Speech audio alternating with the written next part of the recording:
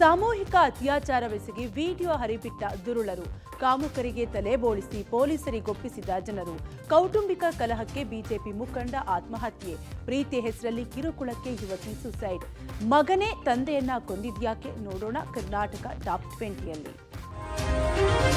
ಗದಗ ಜಿಲ್ಲೆಯ ಐತಿಹಾಸಿಕ ಲಕ್ಕುಂಡಿ ಗ್ರಾಮದಲ್ಲಿ 1 ಕೆಜಿ ಚಿನ್ನಾಭರಣಗಳ ನಿಧಿ ಪತ್ತೆಯಾಗಿದೆ. ಗಂಗವ್ವ ರಿತ್ತಿ ಎಂಬುವರ ಮನೆ ಅಡಿಪಾಯ ಅಗೆಯುವ ಸಂದರ್ಭದಲ್ಲಿ ಅಂದಾಜು 470 ಗ್ರಾಂ ಚಿನ್ನಾಭರಣ ಪತ್ತೆಯಾಗಿದೆ.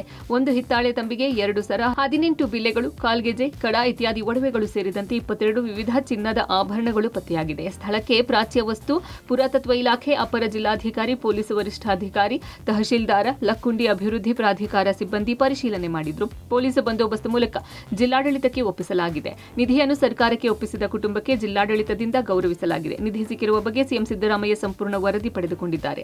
ಪತ್ತೆಯಾದ ನಿಧಿಯನ್ನು ಸುರಕ್ಷಿತವಾಗಿ ಸರ್ಕಾರದ ವಶಕ್ಕೆ ತಲುಪಿಸುವಂತೆ ಸೂಚನೆ ನೀಡಿದ್ದಾರೆ. ಇನ್ನು ನಾಳೆ ಲಕ್ಕುಂಡಿಗೆ ಪ್ರವಾಸೋದ್ಯಮ ಇಲಾಖೆ ಸಚಿವ ಎಚ್ ಕೆ ಪಾಟೀಲ್ ಹಾಗೂ ಹಿರಿಯ ಅಧಿಕಾರಿಗಳ ತಂಡ ಭೇಟಿ ನೀಡಲಿದೆ.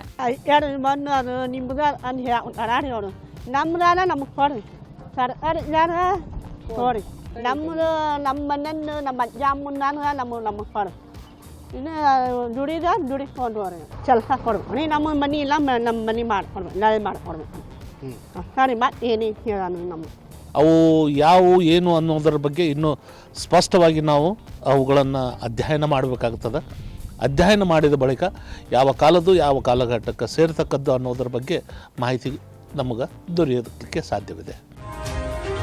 ಹುಬ್ಬಳ್ಳಿ ನಗರದಲ್ಲಿ ಮಹಿಳೆಯ ಮೇಲೆ ಸಾಮೂಹಿಕ ಅತ್ಯಾಚಾರ ನಡೆಸಿ ವಿಡಿಯೋ ಹರಿಬಿಟ್ಟ ಪ್ರಕರಣಕ್ಕೆ ಸಂಬಂಧಪಟ್ಟಂತೆ 2 ಕಾಮುಕರನ್ನು ಸ್ಥಳೀಯರು ಥಳಿಸಿ ಪೊಲೀಸರಿಗೊಪ್ಪಿಸಿದ್ದಾರೆ. ಜನವರಿ 9ರಂದು ಅಂಬೇಡ್ಕರ್ ಮೈದಾನದಿಂದ ಮಹಿಳೆಯನ್ನ ಆಟೋದಲ್ಲಿ ಕರೆದುಕೊಂಡು ಹೋಗಿದ್ರು. ಬಳಿಕ ಮಹಿಳೆಗೆ ಮದ್ಯವನ್ನು ಕುಡಿಸಿ ಅನುಚಿತವಾಗಿ ವರ್ತಿಸಿದ್ರು. ಅದನ್ನು ವಿಡಿಯೋ ಮಾಡಿಕೊಂಡು ಸೋಷಿಯಲ್ ಮೀಡಿಯಾದಲ್ಲಿ ಹರಿಬಿಟ್ಟಿದ್ರು. ಈ ಘಟನೆಯಾದ 1 ದಿನದ ನಂತರ ಮಹಿಳೆ ಪೊಲೀಸರಿಗೆ ದೂರು ಕೊಟ್ಟಿದ್ರು. ಪ್ರಕರಣದ ಆರೋಪಿಗಳಾದ ಶಿವಾನಂದ್ ಹಾಗೂ ಗಣೇಶ್ನನ್ನ ಸ್ಥಳೀಯರು ಹಿಡಿದು ತಲೆ ಬೋಳಿಸಿ ಥಳಿಸಿ ಪೊಲೀಸರಿಗೊಪ್ಪಿಸಿದ್ದಾರೆ. ಸದ್ಯ ಪೊಲೀಸರು ಆರೋಪಿಗಳನ್ನು ಬಂಧಿಸಿದ್ದಾರೆ. ಅಲ್ಲದೆ ಥಳಿಸಿದ 4 ವಿರುದ್ಧ ದೂರು ದಾಖಲಾಗಿದ್ದು ಅವರನ್ನ ಬಂಧಿಸಲಾಗಿದೆ. ಆರೋಪಿಗಳನ್ನು ಥಳಿಸಿ ಪೊಲೀಸರಿಗೊಪ್ಪಿಸಿದ 4ರನ್ನ ಬಿಡುಗಡೆ ಮಾಡಬೇಕು. ಪೊಲೀಸರು ಈ ರೀತಿ ಕೇಸ್ ಹಾಕಿದ್ರೆ ಅತ್ಯಾಚಾರ ನಡೆದ್ರು ಯಾರೂ ರಕ್ಷಣೆಗೆ ಬರಲ್ಲ ಅಂಥೇಳಿ ಹಳೆ ಹುಬ್ಬಳ್ಳಿ ಪೊಲೀಸ್ ಠಾಣೆಯ ಮುಂದೆ ಸ್ಥಳೀಯರು ಪ್ರತಿಭಟನೆ ಮಾಡಿದ್ದಾರೆ. ಒಬ್ಬ ಮಹಿಳೆಯನ್ನು ಕರ್ಕೊಂಡು ಹೋಗಿ 2 ಅನುಚಿತವಾಗಿ ನಡ್ಕೊಂಡಿದ್ದಾರೆ. ಅದರ ಕುರಿತಾಗಿ ಪ್ರಕರಣ ದಾಖಲಾಗಿ ಅವರು ಅರೆಸ್ಟ್ ಆಗಿದ್ದಾರೆ. ಆ 2 ಆರೋಪಿಗಳೇನಿದ್ರು ಅವರುಗಳು ಈ ಥರ ಕೃತ್ಯ ಮಾಡೋದ್ರಿಂದ ಅಲ್ಲಿ ಸ್ಥಳೀಯ ಸಮುದಾಯ ಏನಿದೆ ತುಂಬ ಚಿಕ್ಕ ಸಮುದಾಯ, ಒಂದು 200 ಪಾಪ್ಯುಲೇಷನ್ ಇರುವಂಥದ್ದು. ಹಂಗಾಗಿ ಅವರುಗಳು ನಮ್ಮ ಕಮ್ಯುನಿಟಿ ಬಗ್ಗೆ ಸಮಾಜದಲ್ಲಿ ಕೆಟ್ಟ ಸಂದೇಶ ಹೋಗುತ್ತೆ ಅನ್ನೋದ್ರ ಹಿನ್ನೆಲೆಯಲ್ಲಿ ಅವರು ಹೊಡೆದು ಬುದ್ಧಿ ಕಲಿಸುವಂಥ ಕೆಲಸ ಮಾಡಿದ್ದಾರೆ. ಸ್ವಲ್ಪ ಹೊಡೆದಿದ್ದಾರೆ ಚೆನ್ನಾಗಿ. ಹಾಗಾಗಿ ಆರೋಪಿ ಕೊಟ್ಟ ಕಂಪ್ಲೇಂಟ್ ಮೇಲೆ ಅದು ಒಂದು ಪ್ರಕರಣ ಕೂಡ ದಾಖಲು ಮಾಡಿದ್ದಾರೆ. ಚಿಕ್ಕ ಮಕ್ಕಳ ಆರೋಗ್ಯ ಕಾಪಾಡಬೇಕಾದ ವೈದ್ಯನ ಮನೆಯಲ್ಲೇ ಗಾಂಜಾ ಪತ್ತೆಯಾಗಿದೆ. ಬೆಳಗಾವಿಯ ಶಿವಬಸವನ ನಗರದಲ್ಲಿ ಡಾಕ್ಟರ್ ರಾಹುಲ್ ಬಂತಿ ಮನೆಯಲ್ಲಿ ಮಾದಕ ವಸ್ತು ಸಿಕ್ಕಿದೆ. ಖಚಿತ ಮಾಹಿತಿ ಮೇರೆಗೆ ವೈದ್ಯನ ಮನೆಯ ಮೇಲೆ ಪೊಲೀಸರು ದಾಳಿ ನಡೆಸಿದ್ದಾರೆ.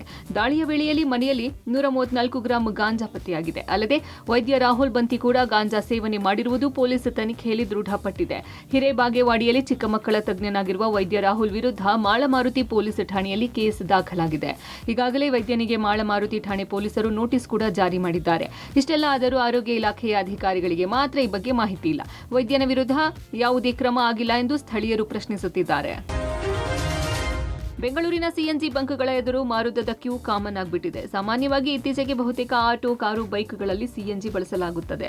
ಯಾಕಂದ್ರೆ ಪೆಟ್ರೋಲ್, ಡೀಸೆಲ್ಗೆ ಹೋಲಿಸಿದ್ರೆ ಸಿಎನ್ಜಿ ಬೆಲೆ ಕಡಿಮೆ ಆಗಿರಲಿದ್ದು ಹೆಚ್ಚು ಮೈಲೇಜ್ ಬರುತ್ತೆ. ಆದ್ರೆ ಬೆಂಗಳೂರಿನಲ್ಲಿ ಸಿಎನ್ಜಿ ಬಂಕ್ಗಳ ಸಂಖ್ಯೆ ಕಡಿಮೆಯಾಗಿದೆ. ನಗರದಲ್ಲಿ ಒಟ್ಟು 2 ಲಕ್ಷ ಆಟೋಗಳು, ಸಾವಿರಾರು ಟ್ಯಾಕ್ಸಿಗಳಿವೆ. ಆದ್ರೆ ಸಿಎನ್ಜಿ ಬಂಕ್ ಸಂಖ್ಯೆ ಮಾತ್ರ 77 ಇದೆ. ಹೀಗಾಗಿ ವಾಹನ ಸವಾರರು ನಿತ್ಯ ಸಿಎನ್ಜಿಗಾಗಿ ಸಾಲುಗಟ್ಟಿ ನಿಲ್ಲುವ ಸ್ಥಿತಿ ಎದುರಾಗಿದೆ. ಇನ್ನು ನಗರದ ಹೊರಭಾಗದಲ್ಲಿ ಸಿಎನ್ಜಿ ಬಂಕ್ಗಳಿವೆ. ನಗರದಲ್ಲಿ ಸುಮಾರು 7-8 ಕಿಲೋಮೀಟರ್ಗೆ ಒಂದರಂತೆ ಬಂಕ್ಗಳಿದ್ದು ಬಾಡಿಗೆ ಬಿಟ್ಟು ತಾಸುಗಟ್ಟಲೆ ಕಾಯುವ ಸ್ಥಿತಿ ನಿರ್ಮಾಣವಾಗಿದೆ. ಸಾಲದಕ್ಕೆ ಚಳಿಗಾಲವಾದ ಹಿನ್ನೆಲೆ ಹೆಚ್ಚಿನ ಪ್ರೆಷರ್ ಇರೋ ಬಂಕ್ಗಳತ್ತ ಚಾಲಕರು ಮುಖ ಮಾಡುತ್ತಿದ್ದಾರೆ. ಹೀಗಾಗಿ ಬಂಕ್ ಸಂಖ್ಯೆ ಹೆಚ್ಚಿಸಿ ಅಂತ ಆದರ್ಶ ಆಟೋ ಯೂನಿಯನ್ ಅಧ್ಯಕ್ಷ ಮಂಜುನಾಥ್ ಮನವಿ ಮಾಡಿದ್ದಾರೆ. ತಂಬಾಕು ಉತ್ಪನ್ನ ಮತ್ತು ಸಿಗರೇಟ್ ಮಾರಾಟದಿಂದ ಸರ್ಕಾರಕ್ಕೇನೂ ಆದಾಯ ಹೋಗುತ್ತೆ. ಆದರೆ ಅವುಗಳ ಮಾರಾಟವೇ ಬೇಕರಿ ಮತ್ತು ಕಾಂಡಿಮೆಂಟ್ಸ್ ಮಾಲೀಕರಿಗೆ ಕಿರಿಕಿರಿ ಉಂಟು ಮಾಡುತ್ತಿದೆ. ಸಿಗರೇಟ್ ಮಾರಾಟ ಮಾಡೋ ಅಂಗಡಿಗಳ ಮೇಲೆ ಪೊಲೀಸರು ದಾಳಿ ಮಾಡ್ತಾರೆ. ಸಾವಿರಾರು ರೂಪಾಯಿ ಸಿಗರೇಟ್ ತೆಗೆದುಕೊಂಡು ಹೋಗ್ತಾರೆ. ಠಾಣೆಗೆ ಕರೆಸಿ 5ರಿಂದ 10 ಸಾವಿರ ದಂಡ ಕಟ್ಟಿ ಅಂತಾರೆ. ಇನ್ನೊಂದು ಕಡೆ ಜಿಬಿಎ ಅಧಿಕಾರಿಗಳು, ಬಿಬಿಎಂಪಿ ಅಧಿಕಾರಿಗಳು, ಫುಡ್ ಸೇಫ್ಟಿ ಅಧಿಕಾರಿಗಳು ಅಂತ ಬರೋ ನಕಲಿ ಅಧಿಕಾರಿಗಳಿಂದಲೂ ಕಿರುಕುಳವಾಗ್ತಾ ಇದೆ. ಇದರ ಜೊತೆಗೆ ಪುಡಿ ರೌಡಿಗಳು ನಮ್ಮ ಮೇಲೆ ಸಿಗರೇಟ್ ವಿಚಾರವಾಗಿ ಹಲ್ಲೆ ಮಾಡ್ತಾರೆ. ಇದನ್ನೆಲ್ಲ ತಡೆಯೋಕೆ ಸರ್ಕಾರ ಮುಂದೆ ಬರ್ತಾ ಇಲ್ಲ. ಹೀಗಾಗಿ ಸಿಗರೇಟ್, ತಂಬಾಕಿನ ಮಾರಾಟವನ್ನ ಬ್ಯಾನ್ ಮಾಡುವಂತೆ ಕರ್ನಾಟಕ ಬೇಕರಿ ಮತ್ತು ಕಾಂಡಿಮೆಂಟ್ಸ್ ಹಾಗೂ ಸಣ್ಣ ಉದ್ದಿಮೆದಾರರ ಒಕ್ಕೂಟ ಮನವಿ ಮಾಡಲು ಸಜ್ಜಾಗಿದೆ. ಜನವರಿ 15ರಿಂದ ಪ್ರಾಯೋಗಿಕವಾಗಿ ಸಿಗರೇಟ್, ತಂಬಾಕು ಉತ್ಪನ್ನ ಮಾರಾಟವನ್ನು ಬಂದ್ ಮಾಡಲು ನಿರ್ಧರಿಸಲಾಗಿದೆ. ಮೊಹಮ್ಮದ್ ಗಜ್ನಿ ಕೊಳ್ಳೆ ಹೊಡೆದ ದೇಗುಲದ ಮೇಲೆ 16 ಬಾರಿ ದಾಳಿಯಾಗಿದ್ದಿದೆ. ಇದಾದ ಬಳಿಕ ಸೋಮನಾಥ ದೇವಸ್ಥಾನ ಪುನರ್ ನಿರ್ಮಾಣಗೊಂಡು ವರ್ಷಗಳೇ ಕಳೆದಿದೆ.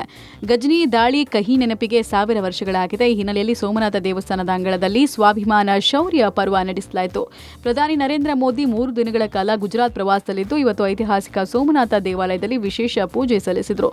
ಸಾಂಸ್ಕೃತಿಕ ಮತ್ತು ಆಧ್ಯಾತ್ಮಿಕ ಕಾರ್ಯಕ್ರಮವಾದ ಭಾಗವಾಗಿ ನಡೀತಾ ಇರುವ ಶೌರ್ಯ ಯಾತ್ರೆಯಲ್ಲಿ ಪ್ರಧಾನಿ ನರೇಂದ್ರ ಮೋದಿ ಭಾಗಿಯಾಗಿದ್ದರು. ಮುಖ್ಯಮಂತ್ರಿ ಭೂಪೇಂದ್ರ ಪಟೇಲ್ ಮತ್ತು ಉಪಮುಖ್ಯಮಂತ್ರಿ ಹರ್ಷ ಸಾಂಘವಿ ಭಾಗಿಯಾಗಿದ್ದರು. ಈ ವೇಳೆ ಮಾತನಾಡಿದ ಪ್ರಧಾನಿ ನರೇಂದ್ರ ಮೋದಿ 1000 ವರ್ಷಗಳ ಹಿಂದೆ ಆಕ್ರಮಣಕಾರರು ಈ ಭೂಮಿಯನ್ನ ಗೆದ್ದಿದ್ದೀವಿ ಅಂತ ಭಾವಿಸಿದ್ರು. ಆದರೆ ಇಂದಿಗೂ ಸೋಮನಾಥ ದೇವಾಲಯದ ಮೇಲಿರುವ ಧ್ವಜ ಭಾರತದ ಶಕ್ತಿ ಮತ್ತು ಸಾಮರ್ಥ್ಯಗಳ ಬಗ್ಗೆ ವಿಶ್ವಕ್ಕೆ ಹೇಳ್ತಾ ಇದೆ ಅಂದ್ರು.